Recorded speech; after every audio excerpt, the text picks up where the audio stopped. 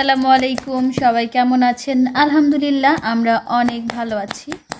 আরও একটা ছোট্ট ব্লগ নিয়ে আপনাদের সামনে হাজির হয়ে গেলাম। আর আজকে আমরা বানাবো হচ্ছে চাল কুমড়োর মোরব্বা। তো এখানে হচ্ছে আমরা চাল কুমড়োগুলো এইভাবে বড় বড় পিস করে কেটে নিচ্ছি। এটার সাইজ আমরা আরও ছোট করব, তার আগে হচ্ছে এই যে কাঁটা চামচ দিয়ে এভাবে কেচে নিচ্ছি। এতে কি হবে, চিনিটা চাল কুমড়োর মধ্যে খুব ভালো করে যাবে। আর এটা হচ্ছে একদম পাকা চাল কুমড়ো ছিল, সেই আমাদের গাছেরই সেই চাল কুমড়ো আমরা নিয়েছি। এইভাবে সবগুলো পিস আমরা এইভাবে যে কাঁটা চামচ দিয়ে কেচে নিব। এখানে হচ্ছে আমরা এই যে চাল কুমড়োর পিসগুলাকে একটু কাঁটা চামচ দিয়ে কেচে নিচ্ছি। এখন হচ্ছে এই যে এক বোল পানির মধ্যে এই যে পান খাওয়ার যে চুনটা আছে ওই চুনটা দিয়ে ভালো করে গুলিয়ে তারপর হচ্ছে এই টুকরোগুলোকে আজকে সারা রাতের জন্য ভিজায় রাখবো। 10-12 ঘন্টা, 5-6 ঘন্টা রাখলেও হবে, তবে যত বেশি ভিজায় রাখবেন এটা তত বেশি খেতে সুস্বাদু হবে এবং কচকচা হবে। এখন হচ্ছে এই যে চুনার পানিতে মোরব্বার পিসগুলা, চাল কুমড়োর পিসগুলা দিয়ে দিব। এটাকে আমরা সারা রাত ভিজায় রাখবো। এখন হচ্ছে সন্ধে, তো কালকে সকালে আবার ইনশাল্লাহ এটাকে ভালো করে ধুয়ে পরিষ্কার করে মোরব্বা তৈরি করা হবে। এখন হচ্ছে এই যে সারা রাত হচ্ছে এই চাল কুমড়োর পিসগুলাকে আমরা ভিজিয়ে রাখছিলাম চুনের পানিতে। এখন সকালবেলা খুব ভালো করে পরিষ্কার করে আমরা ধুয়ে নিচ্ছি। অনেকবার ধুতে হবে যাতে চুনের কোনো প্রকার মানে কষ বা কিছু না থাকে। একদম পরিষ্কার করে 7-8 বার ধুতে হবে। চুনার পানিতে সারা রাত ভিজিয়ে রাখার পর এখন হচ্ছে চাল কুমড়োর টুকরোগুলোকে ভালো করে ভাপ দিয়ে নিতে হবে।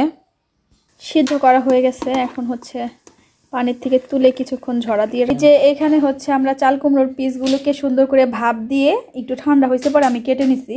কেটে নেওয়ার কারণ হচ্ছে এতে ভালো করে চিনিটা ঢুকবে। আপনারা চাইলে না কেটে ওরকম বড় টুকরারও চাল কুমড়োর মোরব্বা দিতে পারবেন, বাট আমি কেটে নিছি। আর প্রথমে বড় রাখছিলাম যাতে আমার ওই যে কেচাতে সুবিধা হয় সেই জন্য। এখন হচ্ছে আমি করব, এই চাল কুমড়োর মধ্যে 1 কাপ চিনি দিয়ে কিছুক্ষণ রেস্টে রেখে দিব। এখন হচ্ছে এই যে আমরা চিনি দিয়ে রাখবো। চাল কুমড়োটা কিন্তু এখনো ভালো গরম আছে। এখন হচ্ছে চিনি দিয়ে রাখলে এই চিনিটা গলে আর চাল কুমড়ো থেকে কিছুটা পানি ছাড়বে, তখন হচ্ছে আপনার আর এক্সট্রা পানি দেওয়া লাগবে না, আপনি সুন্দর জাল করে নিতে পারবেন। এতে কি হবে, মোরব্বাটা অনেক বেশি জুসি এবং রসালো হবে। হচ্ছে চাল কুমড়োগুলোকে চিনি দিয়ে প্রায় 1 ঘন্টার মতো এইভাবে ভিজায় রাখছিলাম, মানে দিয়ে রাখছিলাম। চিনিটা গলে গেছে, এখন হচ্ছে আরও কিছু চিনি দিয়ে আমরা এটাকে জাল করে নিব। আরও অনেকটা চিনি আমরা দিচ্ছি। আমরা হচ্ছে 2টা এলাচ দিয়ে দিলাম, এটা অপশনাল, আপনার যদি ভালো না লাগে দিবেন না, সমস্যা নেই। এখন হচ্ছে আমরা একদম অল্প আঁচে এটাকে জাল করে নিব। শিরাটা কিন্তু একদম অনেকটাই উঠে গেছে, আমরা কোনো পানি ব্যবহার করি নাই। চাল কুমড়াটা যখন জাল করছিলাম সেই আর চিনি দিয়ে যখন মিশিয়ে রাখছিলাম তখন অটোমেটিক এই শিরাটা উঠে গেছে। এখন শুধু আমরা একদম ধিমি আঁচে এটাকে জাল করে নিব সুন্দর করে।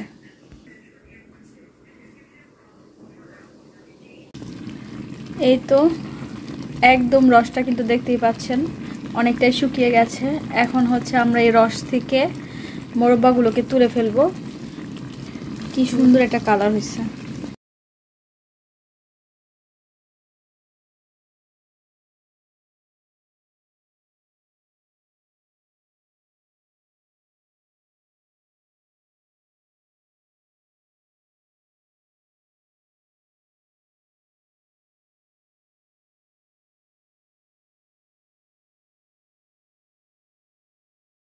আলহামদুলিল্লাহ মোরব্বা একদম কমপ্লিট হয়ে গেছে, দেখতেই পাচ্ছেন এত রসালো আর এত সুন্দর হয়েছে।